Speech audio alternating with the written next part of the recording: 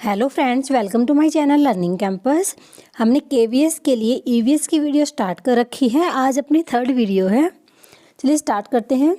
गिर वन्यजीव अभयारण्य निम्न में से किस वन्यजीव का संरक्षण करता है? वन्यजीव का संरक्षण करता है तो कौन सा वन्यजीव होता है? वो शेर। डी ऑप्शन इसका राइट आंसर हो जाएगा। गिर वन्यजीव अभयारण्य है वो गुजरात के सौराष्ट्र जिले में स्थित है। यह अभयारण्य एशियाई शेरों के संरक्षण के लिए प्रसिद्ध है और 1972 में गिर लायन प्रोजेक्ट शुरू किया गया था, जिसमें इस पार्क को राष्ट्रीय पार्क घोषित कर दिया गया था। यहाँ स्तनधारियों की 30 प्रजातियाँ व सरीसृप की 20 प्रजातियाँ मिलती है और यह अभयारण्य विश्व का एकमात्र ऐसा स्थान है जहाँ एशियाई शेरों को उनके प्राकृतिक आवास में देखा जा सकता है। तो ये सारी इन्फॉर्मेशन थी गिर वन्यजीव अभयारण्य के बारे में। जो भी सारी इन्फॉर्मेशन बताती हूँ प्लीज़ उसको तो आप नोट कर लिया करो, अपने नोट्स बनाया करो, ठीक है।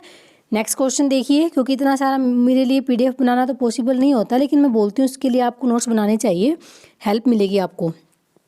सेकंड क्वेश्चन है, निम्न में से कौन सी प्राकृतिक वनस्पति मरुस्थलीय प्रदेशों में पाई जाती है?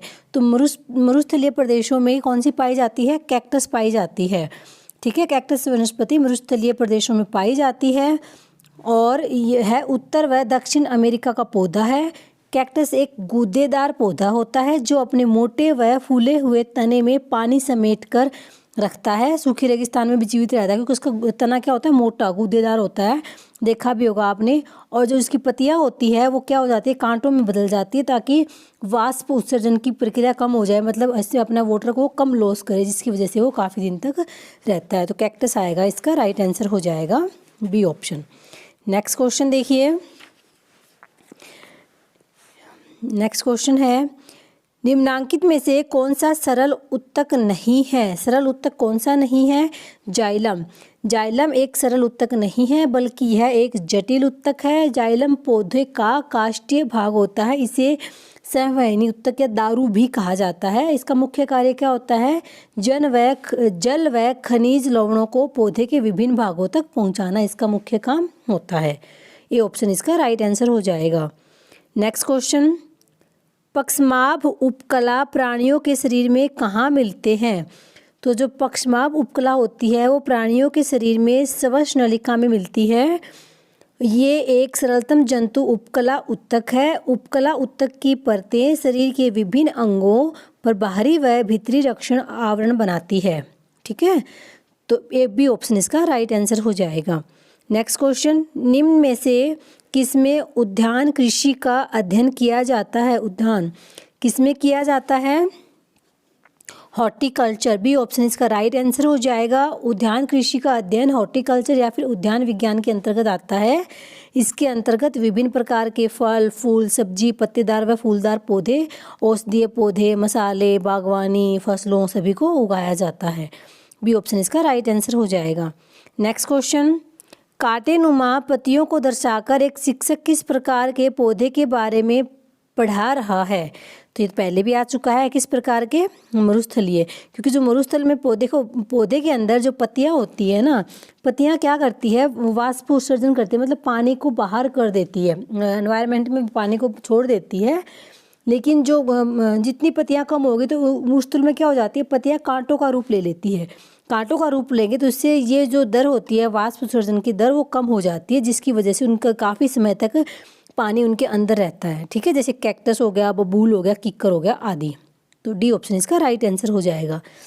रेशम की रासायनिक प्रकृति है, कैसी है रेशम की रासायनिक प्रकृति?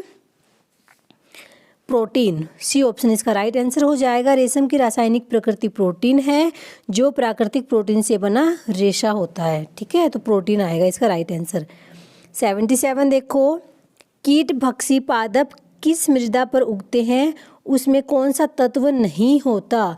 जो कीट भक्षी पौधे होते हैं जिस मृदा पर उगते हैं उसमें नाइट्रोजन तत्व नहीं होता। ऐसी जगह पे उगते हैं जैसे घटपर्णी, मंकी कप, ठीक है। ऐसे पौधे होते हैं, इनके बारे में आता भी है। भारत में मेघालय के साथ साथ इंडोनेशिया, ऑस्ट्रेलिया में मिलता है, भारत में मिलता है, मेघालय में। ये पौधा प्रकाश संश्लेषण की प्रक्रिया के दौरान नाइट्रोजन की कमी पूरा करने के लिए कीटों का भक्षण करता है।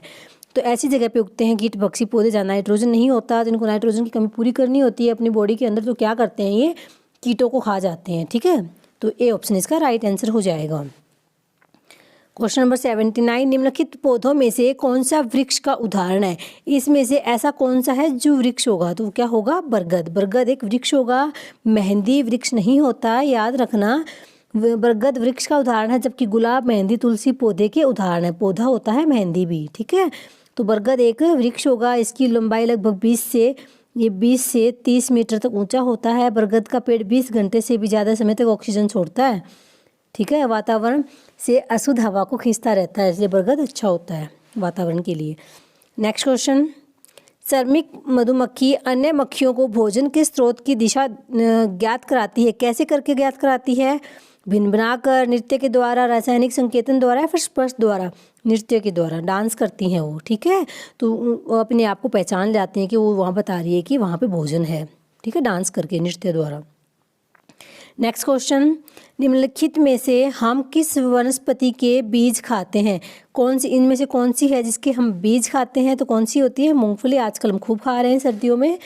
तो उपयुक्त वनस्पतियों में से हम मूंगफली के बीज खाते हैं, जबकि गाजर के और मक्का, केला के खाने वाला भाग गुदा होता है। मक्का का भी जो भाग होता है वो गुदा होता है, बीज नहीं होता, इसलिए ध्यान रखना, मक्का के बीज मत कर देना, उसको गुदा बोलते हैं, ठीक है। तो बच्चे इन दोनों में कंफ्यूज होंगे, तो मक्का गुदा होता है, ना कि बीज। नेक्स्ट क्वेश्चन, निम्नलिखित में से कौन से पक्षी के नर व मादा दिखने में समान होते हैं?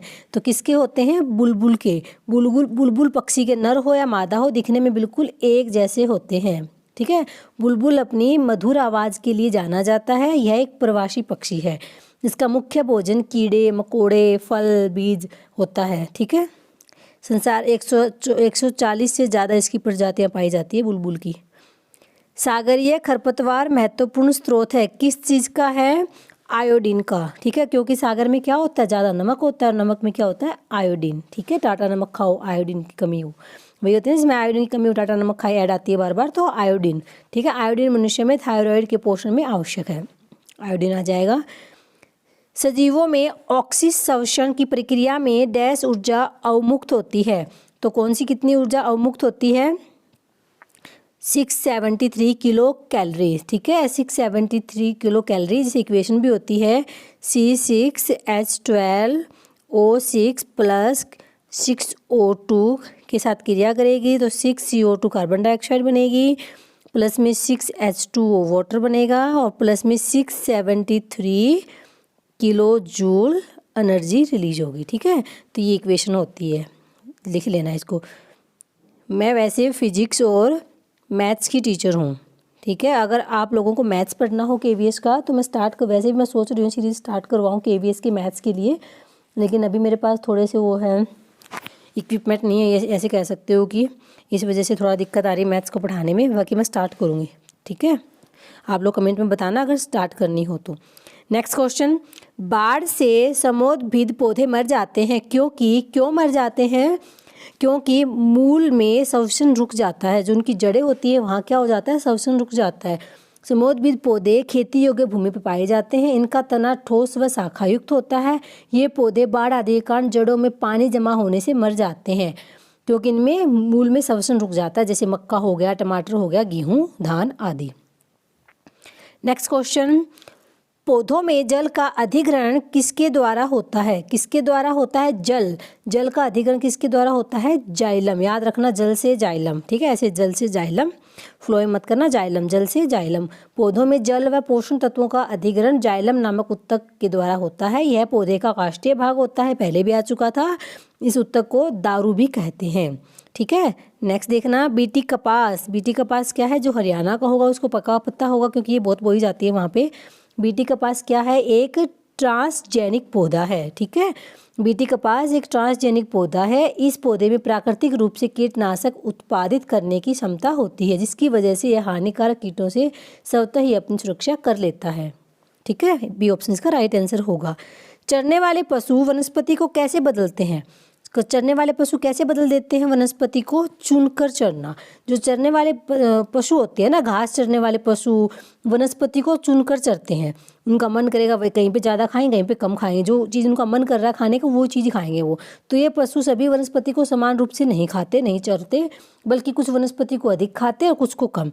अधिक खाई जाने वनस्पति धीरे धीरे खत्म हो जाती है और उनके स्थान पर नई वनस्पति उग जाती है। ठीक है, तो सी ऑप्शन इसका राइट आंसर होगा। टैडपोल किसके जीवन की प्रारंभिक अवस्था है? ये आपको याद रखना चाहिए। एक तो टैडपोल वाला जैसे मेंढक की होती है ये, और एक आपका रेशम कीट। रेशम कीट का जीवन काल होता है ना, पहले प्यूपा बनेगा फिर क्या बनेगा, सब चीज़ें आपको याद रखनी चाहिए पूरी सीरीज। ठीक है, आते हैं इसके क्वेश्चन।